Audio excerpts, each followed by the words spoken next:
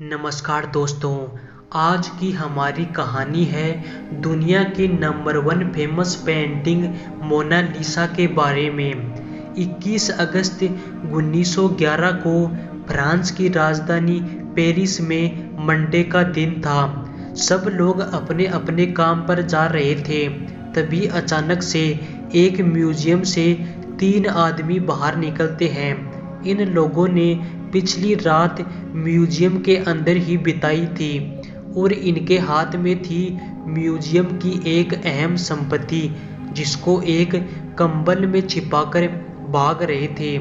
पास के railway station पर जाकर इन्होंने सुबह की पहली ही ट्रेन पकड़ी और वहां से गायब हो गए। पूरी दुनिया इस बात से अनजान थी कि इन 3 लोगों ने अभी अभी एक पेंटिंग की चोरी की है। और ये कोई छोटी मोटी पेंटिंग नहीं है, यह दुनिया की सबसे फेमस पेंटिंग है, जिसका नाम है द मोनालिसा। आज के दिन इस पेंटिंग की कीमत $1 बिलियन है। आखिर क्या कारण है इसके पीछे? क्या राज छुपे हैं इस मोनालिसा की पेंटिंग में? आखिर क्यों है यह दुनिया की सबसे फेमस पेंटिंग? आइए जानते हैं इसके बारे में। मोनालिसा की पेंटिंग को साल 1503 में लियोनार्डो दा विंची के द्वारा बनाया गया था। लियोनार्डो दा विंची केवल पेंटर ही नहीं थे, वे इंजीनियर, वैज्ञानिक, architect, theorist, cartography, astronomy, anatomy, botany, hydrology, geology आदि के ज्ञाता थे। इनकी जिंदगी पर एक अलग से वीडियो बन सकती है, इसलिए इनकी ज़्यादा बात न करते हुए मोनालिसा पर आते हैं। सवाल ये रहता है कि आखिर ये पेंटिंग थी किसकी? कौन थी यह औरत?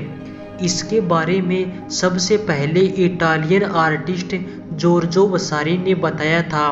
इसने साल 1550 में लियोनार्डो दा विंची की आत्मकथा लिखी थी, जिसमें इस औरत के बारे में बताया गया है कि यह औरत लीजा गेरादेनी है और यह पेंटिंग लीजा गेरादेनी की ही है।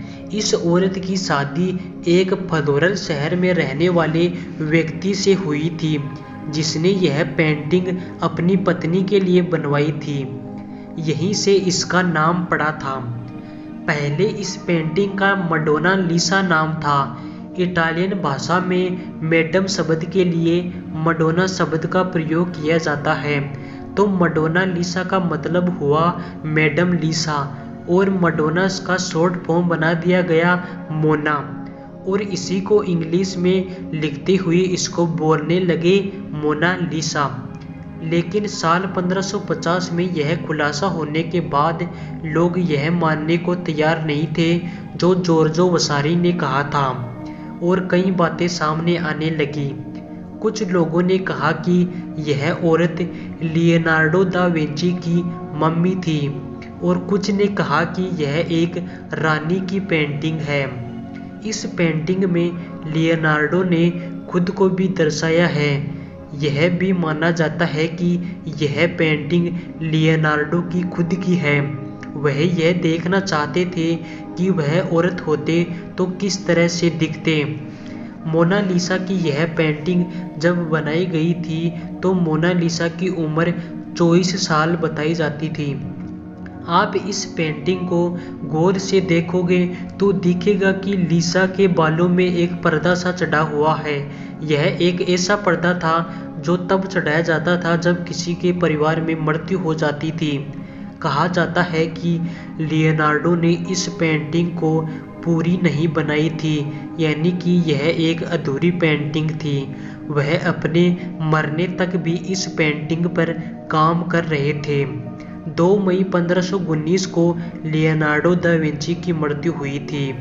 सवाल यह भी है कि जब मोनालिसा इटालियन थी, लियोनार्डो इटालियन थे, तो यह पेंटिंग फ्रांस में कैसे आई?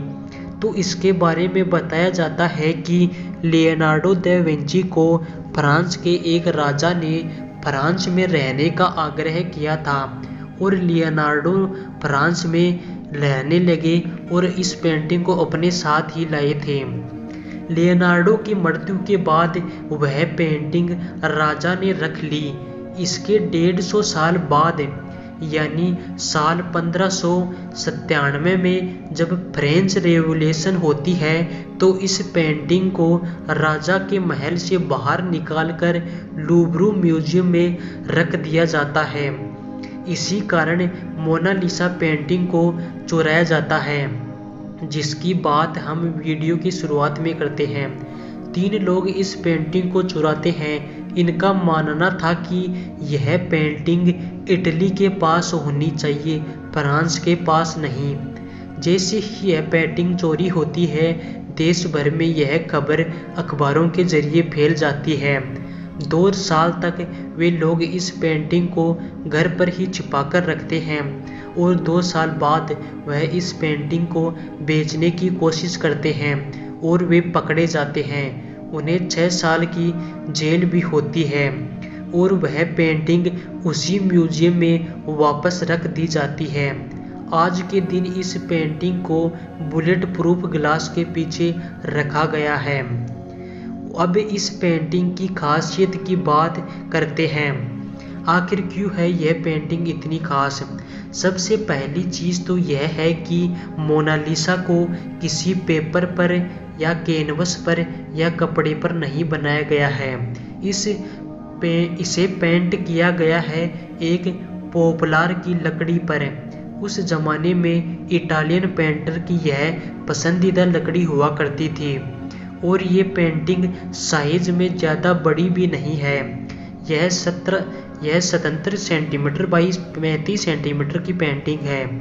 इस पेंटिंग की एक खास बात यह भी है कि जब आप सैड यानी कि दुखी होते हो तब यह पेंटिंग आपको सैड दिखाई देगी, और जब आप खुशी से यानी हैप्पी होकर इस पेंटिंग को देखोगे तो यह पेंटिंग आपको स्माइल देती हुई नज़र आएगी।